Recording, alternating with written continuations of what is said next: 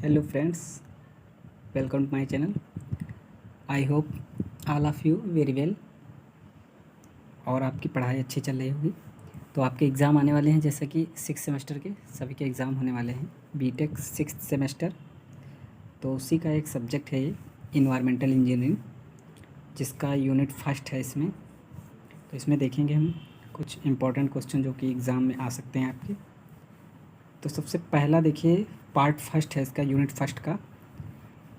इसमें आपको जो है समझना है पर कैपिटा डिमांड क्या होती है। पर कैपिटा डिमांड, तो डिमांड ये किसकी है? ये है वाटर डिमांड। ओके, तो वाटर डिमांड आपकी क्या होती है? पर कैपिटा डिमांड, इसको आपको डिफाइन करना है। तो क्या होता है? The demand of water per person per day is known as per capita demand और पर कैपिटा कंजप्शन। इसका मतलब ये है कि आप जो भी प्रति व्यक्ति, एक पर्सन पर डे, एक दिन में जितना भी पानी कंजप्शन होता है एक व्यक्ति के द्वारा, एक आदमी के द्वारा, या फिर एक लोग जितना भी कंजप्शन करते हैं पानी का, पीने में जो भी चीज़ें आप डेली यूज़ में यूज करते हैं, वो सारा कुछ मिला के जितना भी आप कंजप्शन करते हैं पर डे पर पर्सन, मतलब एक व्यक्ति एक दिन में जितना भी कंजप्शन होगा उसके द्वारा यूज किया हुआ वाटर टोटल जितना भी होगा, उसे हम बोलते हैं पर कैपिटा डिमांड। इसको हम it expressed in litre per day, ये किसमें आप इसको जो है डिनोट करते हैं, इसको लीटर पर डे, मतलब कितने लीटर जो है एक दिन में आप यूज किए। फिर दूसरा वेरिएशन ऑफ डिमांड, तो आप वेरिएशन डिमांड में कैसे कैसे हो सकते हैं? तो ये मेनली 3 टाइप से हो सकता है आपका। ओके, तो इसमें हम देखेंगे वेरिएशन इन डिमांड।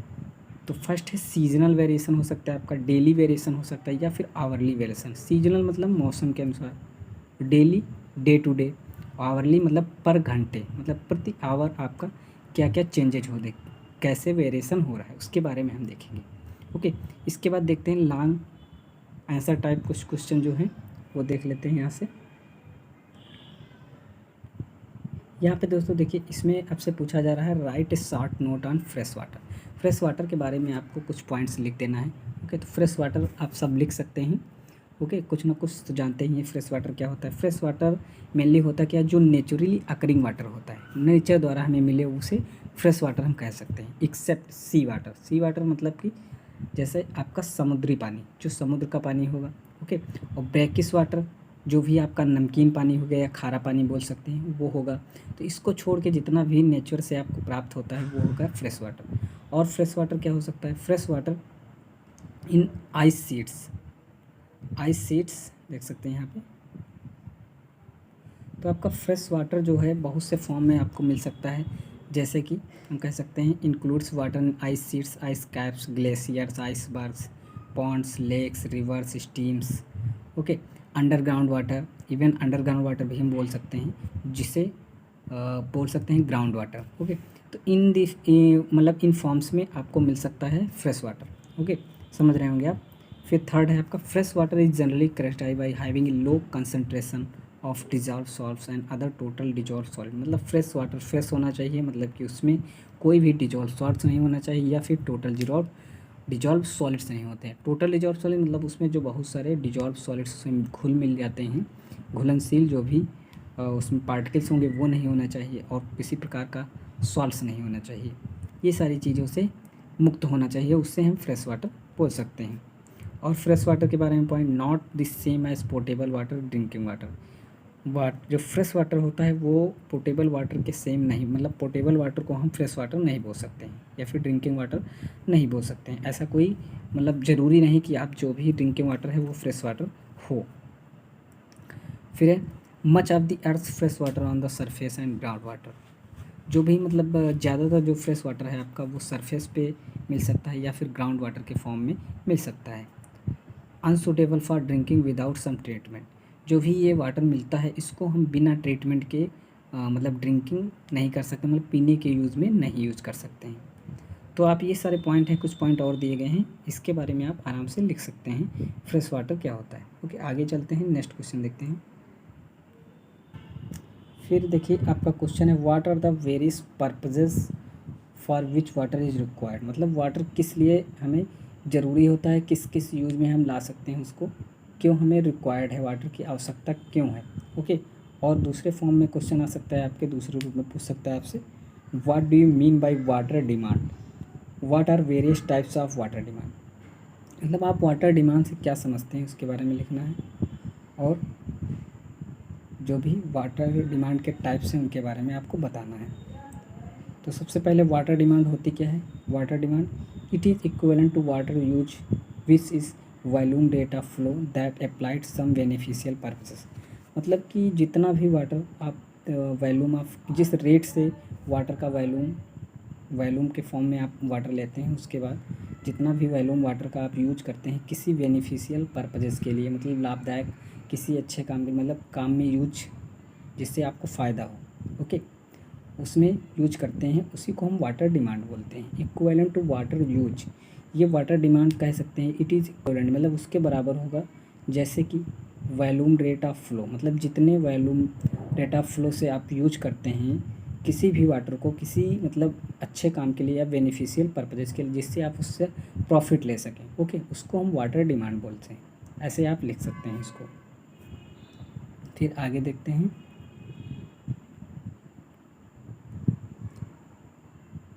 देखिए दोस्तों, यहाँ पे दिए गए हैं आपके वाटर डिमांड के टाइप। तो कुछ वाटर डिमांड के टाइप हैं, देखिए डोमेस्टिक वाटर डिमांड है, फिर इंडस्ट्रियल डिमांड है, इंस्टीट्यूशनल एंड कॉमर्शियल डिमांड है।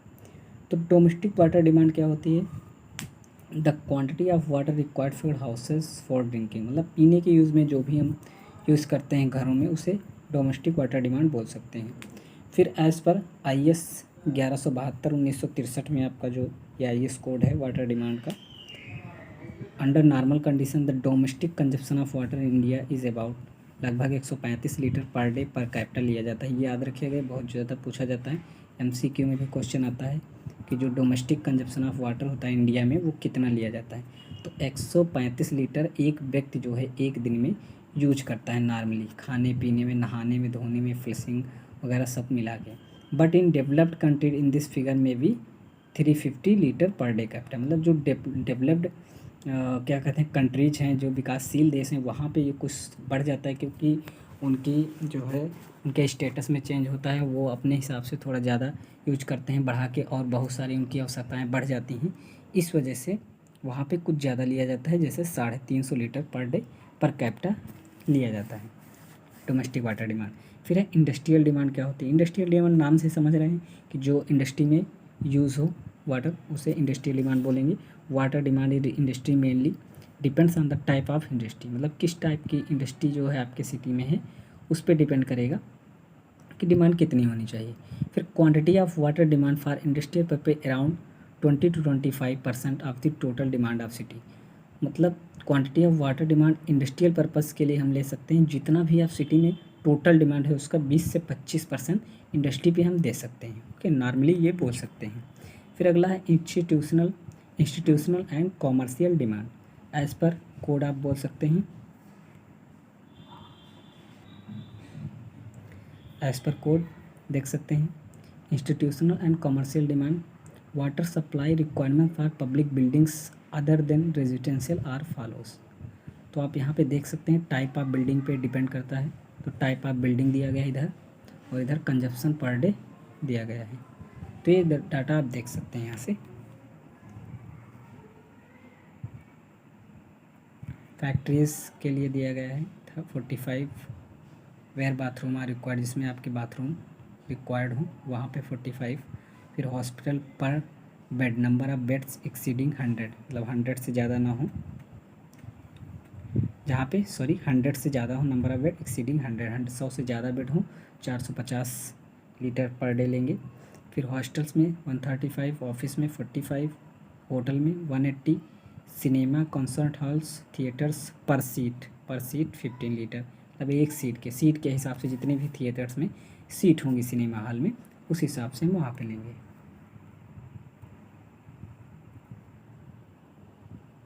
फिर आगे देख सकते हैं बोर्डिंग स्कूल्स जो भी होते हैं उनमें 135। फिर एक गार्डन स्पोर्ट ग्राउंड के लिए पर स्क्वायर मीटर, मतलब एरिया के हिसाब से 35 लीटर जो है पर स्क्वायर मीटर लिया जाएगा। फिर एनिमल्स और व्हीकल्स के लिए, धुलने उलने के लिए, जानवरों को नहलाने के लिए 45 लीटर पर डे पर पर्सन, मतलब पर लिया जा सकता है बिल्डिंग के हिसाब से। फिर आता है demand for public use. Public use में जो भी डिमांड है वो क्या होगी, quantity of water required for public utility purposes such as washing, sprinkling road, cleaning, sewer, watering, parks, मतलब पब्लिक यूज के जो भी आपके हैं फाउंटेन्स वगैरह, गार्डन्स, उनको सबको मिला के कितना होना चाहिए वहाँ पे डिमांड। तो आप यहाँ पे देख सकते हैं, देखिए, to meet the water demand for public use provision 5% of the total consumption made during designing the water works for city. मतलब जितना भी आप डिज़ाइन करेंगे टोटल सिटी के लिए, उसका 5% नियर अबाउट लेते हैं पब्लिक यूज़ के लिए। जैसे आपका पब्लिक पार्क्स जो होंगे, ओके, सीवर को धुलने के लिए, रोड को, और स्प्रिंकलिंग के लिए, गार्डन्स में पानी जो भी देने के लिए, इन सबको मिला के जो है 5% टोटल जो भी सिटी का डिज़ाइन किया जाएगा वाटर डिमांड, उसका लिया जाता है। उसके बाद फायर डिमांड आता है, जैसे कि कहीं पे आग लग जाए या उसको बुझाने के लिए, फायर फाइटिंग के लिए water required for fire fighting known as fire demand. जो भी आग में यूज करते हैं, आग लग जाए वहाँ पे यूज करते हैं, उसको फायर डिमांड बोलते हैं। फिर it is function of population may be computed from rational formula. ये क्या है, ये जो है कंप्यूट करते हैं हम, रेशनल फार्मूला इसके लिए खुद दिया गया फायर डिमांड, उस हिसाब से हम निकालते हैं। तो हम देखेंगे नीचे, देखिए क्वेश्चन भी है, right different formula for estimating fire demand. अब फायर डिमांड के जो भी फार्मूले हैं वो देख लेंगे, क्योंकि यहाँ से भी क्वेश्चन आने के बहुत ज़्यादा चांस हैं। फायर डिमांड के फार्मूले पूछ सकता है एस्टिमेट करने के। तो देखिए दोस्तों, पहला क्वेश्चन है, सॉरी, पहला जो है आपका फार्मूला है बस्टन्स फार्मूला। क्या होता है, Q is equal to 5663 root P. अब Q क्या है यहाँ पर, quantity of water in litres per minute. मतलब जो भी दिया जाएगा वो पर मिनट वाटर है, 1 मिनट में कितने लीटर पानी जा रहा है, ओके, डिस्चार्ज है आपका Q। फिर P क्या है, पॉपुलेशन इन 1000, मतलब जैसे 56 दिया गया है तो 56,000 होगा, ओके। 1000 में आप यहाँ P की वैल्यू जो है 1000 में रखेंगे, 56,000 रख देंगे। फिर कुचलिंग फार्मूला है, जॉन फार्मूला है, नेशनल बोर्ड फार्मूला, ये सारे फार्मूले हैं इंपॉर्टेंट। इसके बाद हम नेक्स्ट वीडियो करेंगे दोस्तों, okay. Okay, thanks for watching my video. Next video में मिलते हैं।